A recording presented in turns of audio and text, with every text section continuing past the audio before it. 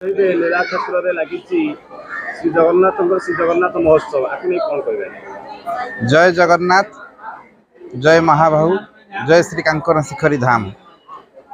आज अष्टम वार्षिक श्री लीलाक्षेत्र महोत्सव।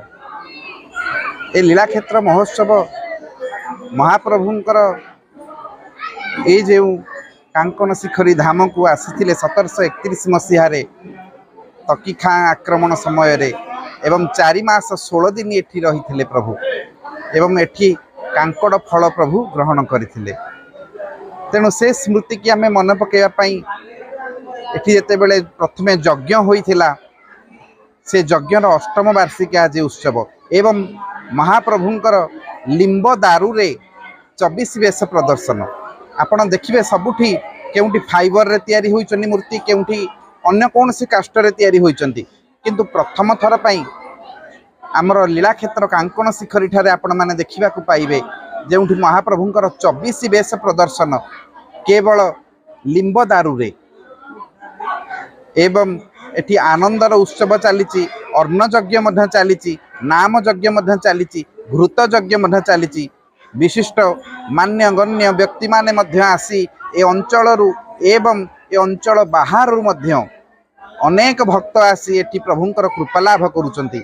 एवं आउरी गोटे विशिष्ट जिनस हेउची कोन आपण देखिबे यज्ञशाला रे आमर बाणपुर अधिष्ठात्री देवी माँ भगवती एवं श्रीमंदिर श्री जगन्नाथंकर आज्ञामाला समेत 31 गोटी जगन्नाथ पीठरू एठाकू आज्ञामाला आसीची एवं ए पीठरे जो महाप्रभु विराजमान करिसेंती तांको सहित मिसी ये 32 गोटी जगन्नाथंकर महामिलन होईची। तेणु महाप्रभुंकर 32 रूप जेमिति 32 लक्षण एवं 32 अवतार बोली शास्त्र रे प्रमाण दिया जाए। तेणु सेही भली भाबरे एठी समस्त एकाकार होई जाइचंती। प्रत्येक जीव प्रत्येक भक्त जगन्नाथमय होई जाइचंती। तेणु जगन्नाथमय सब जग जानी करहु प्रणाम जोड़ जुग पानी। जय जगन्नाथ।